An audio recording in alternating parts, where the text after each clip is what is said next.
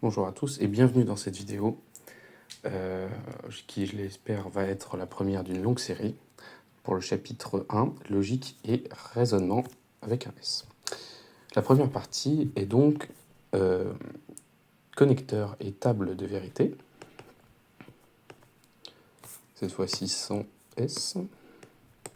Hop. Donc, l'objectif de cette première partie est de manipuler les briques de base de tout raisonnement. Premièrement, vous avez l'implication.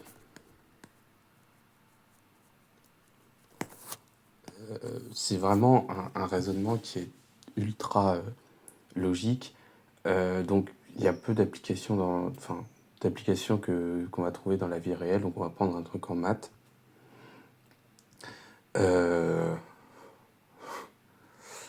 Ouais, ça va être compliqué. On va prendre un truc de la vie de tous les jours assez global.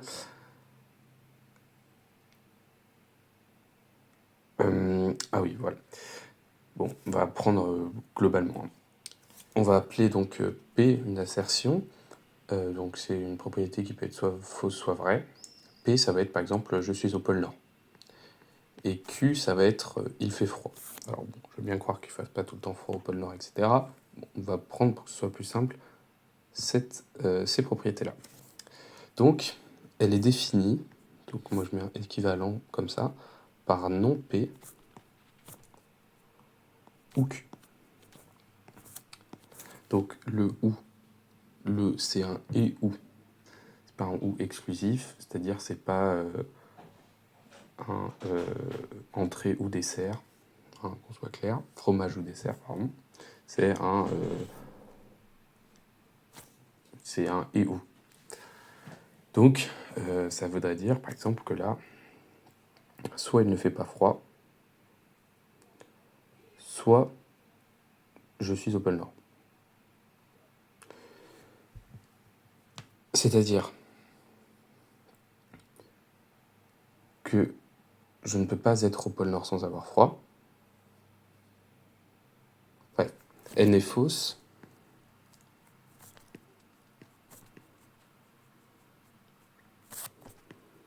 que si P est vrai et Q est fausse.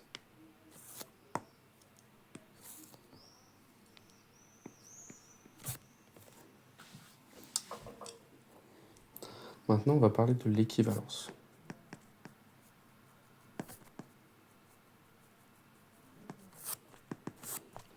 L'équivalence qui s'écrit P double flèche Q, c'est la conjonction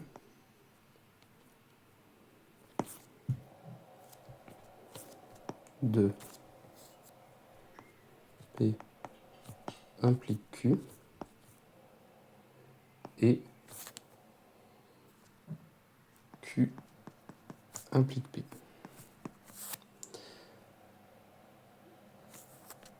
Ensuite, nous avons la négation, qui est donnée, vous le croiserez sans doute sous le nom de loi de Morgan. Donc, la première, c'est non P et Q. Je vous laisserai faire vos expériences intellectuelles là-dessus. Non P et Q est équivalent à non P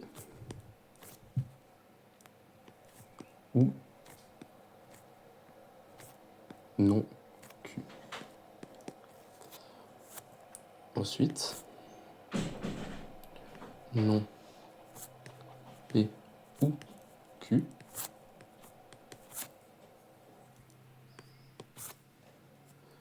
est équivalent à non P et non Q.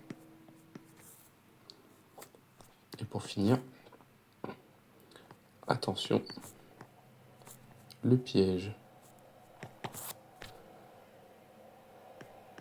La négation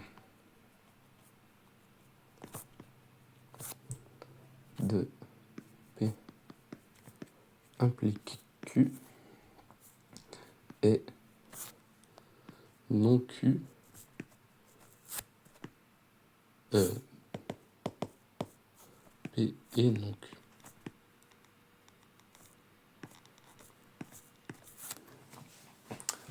La négation de P implique Q est P est non Q.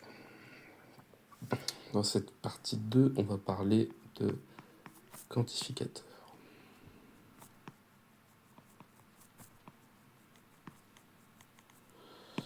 Alors,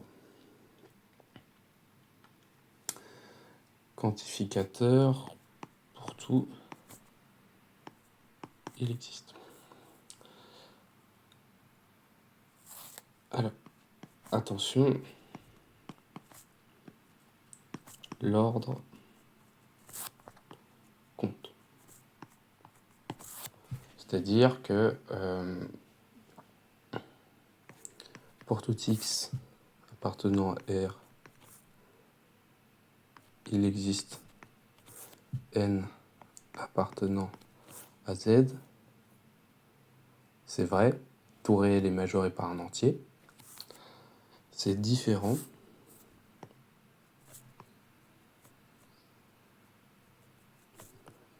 de il existe n appartenant à Z, tel que pour tout x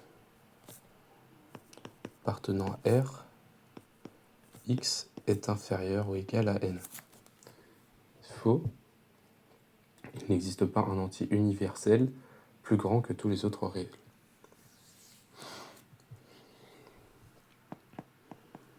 Maintenant, on va parler de la négation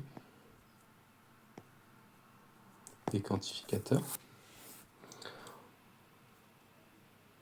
Pour cela, on inverse le quantificateur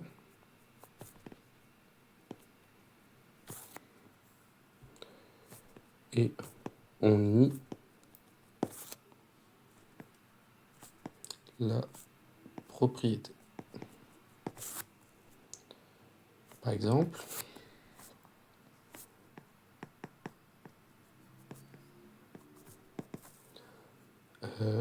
la négation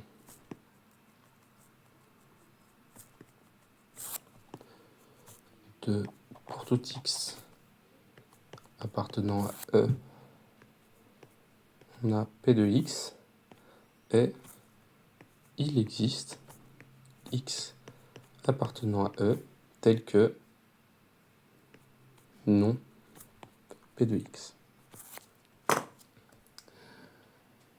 Ok. Maintenant, on va passer à la troisième partie, intitulée contraposé et absurde.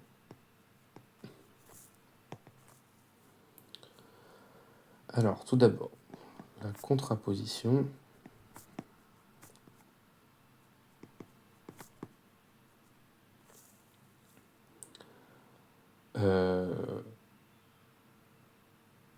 C'est pour montrer que P implique Q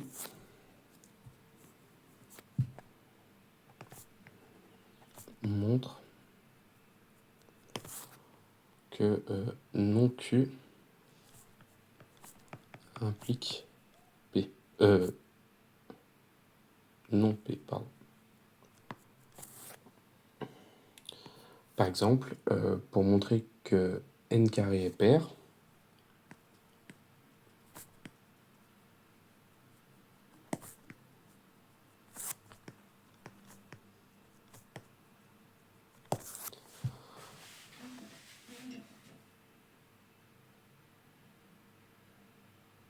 alors non, pour montrer que si n carré est pair, alors n est pair, et ben c'est bien difficile de partir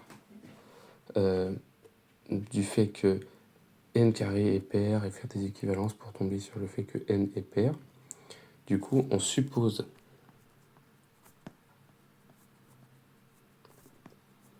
que n est impair.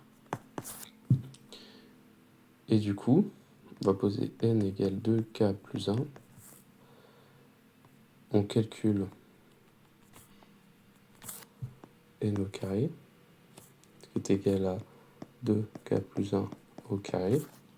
Par identité remarquable, on a 4k carré plus 4k plus 1, qui est égal à 2k carré plus 2k plus 1.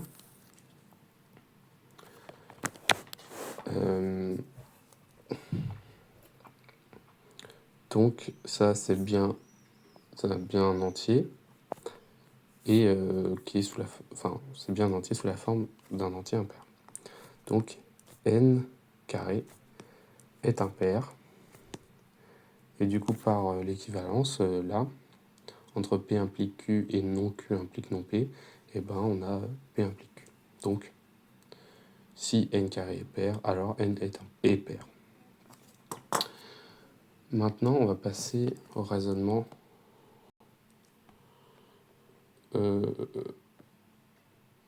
par l'absurde. Pardon.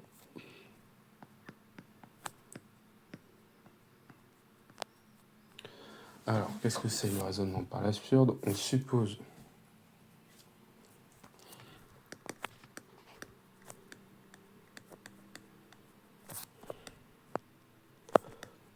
que la proposition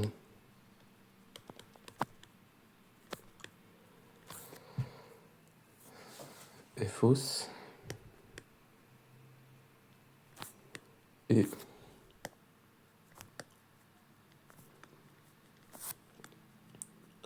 on cherche une contradiction.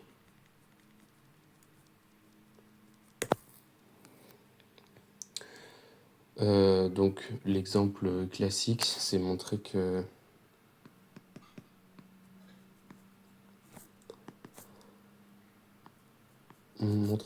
racine de 2 n'appartient pas au rationnel. Donc pour cela, on suppose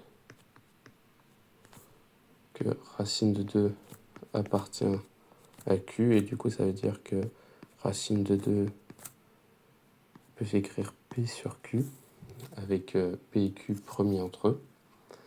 On arrive à la conclusion que P et Q sont tous deux pairs, ce qui contredit l'hypothèse. Il faut mettre au carré, etc.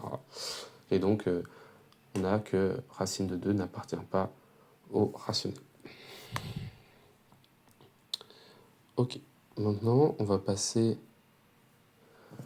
à la partie 4, si je ne me trompe pas. Disjonction de cas et analyse synthèse.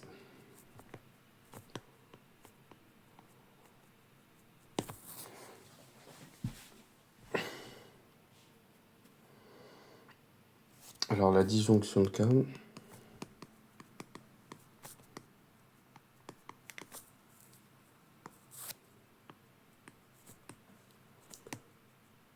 c'est séparer le problème en plusieurs cas exhaustifs. Le mot exhaustif est important.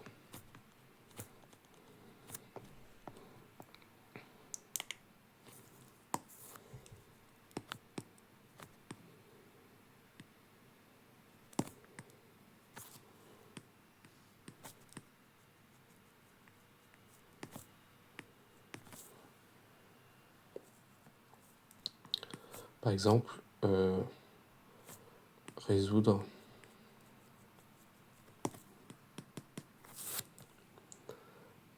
x-1 des valeurs absolues. X-1 inférieur ou égal à x carré moins x plus 1. Cas numéro 1. 1, tac. on prend x supérieur ou égal à 1. Alors, x moins 1 égale x moins 1. Cas numéro 2, x inférieur ou égal à 1. Alors, x moins 1 est égal à moins x moins 1. Et là, on détermine le résultat. La deuxième sous-partie concerne le raisonnement par analyse-synthèse.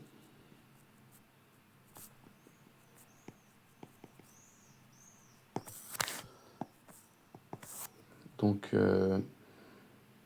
qu'est-ce qu'il nous dit? Pour trouver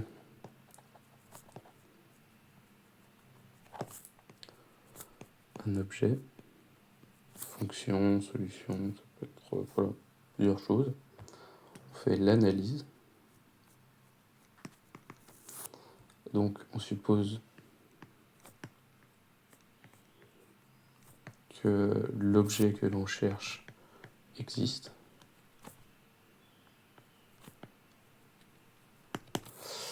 Et voilà, l'objet X existe pour trouver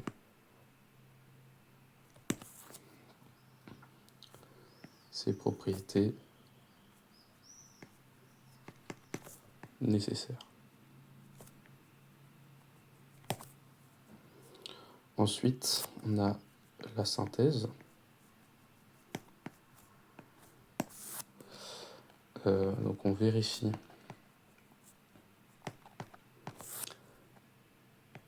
que les candidats trouvés sont effectivement les solutions.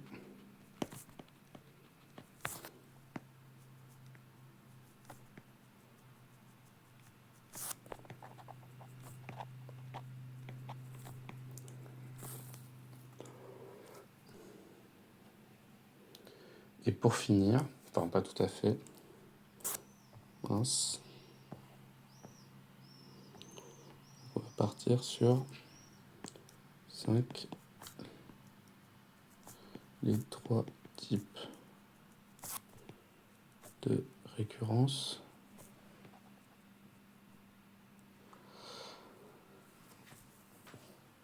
Donc voilà, c'est un truc qui va nous être très utile. Donc ça c'est déjà vu en terminale, c'est la récurrence simple. Donc déjà on a l'initialisation. Donc c'est P de N0 qu'on doit montrer qui est vrai. Et ensuite on a l'hérédité. C'est-à-dire que P de N implique P de N plus 1. Ok. Et enfin, la conclusion.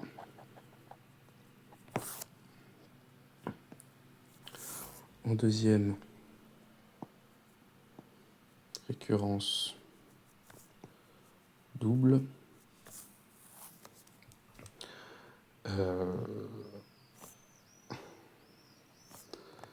ça c'est pour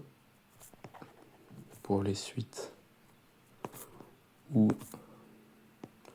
UN plus 1 dépend de non, pardon. UN plus 2 dépend de UN plus 1 et UN. Donc, il faut initialiser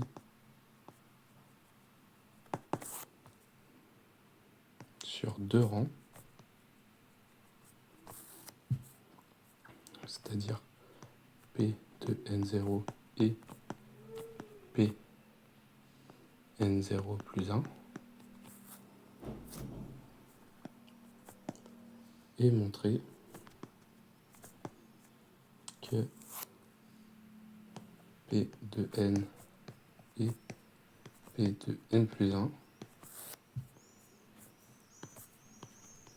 implique P de n plus 2. Et pour finir, cette partie sur les récurrences, la récurrence forte. Donc pour ça, on suppose P K vrai pour tous les cas allant de n0 à n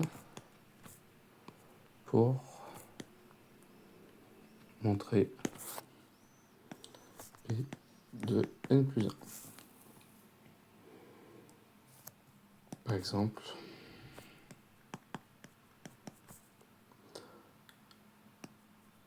tout entier n supérieur ou égal à 2 se décompose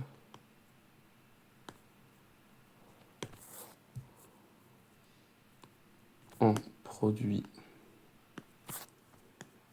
de nombres premiers.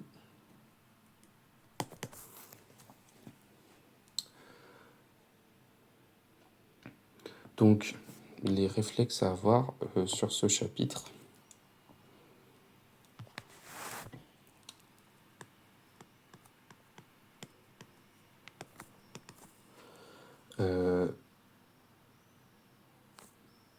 Tout quantifier, c'est-à-dire toujours présenter les objets.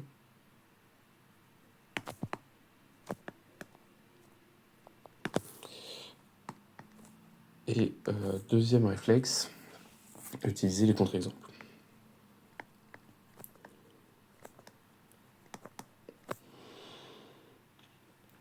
Pour montrer qu'une proposition pour tout x, p de x est fausse, il suffit de montrer un seul contre-exemple.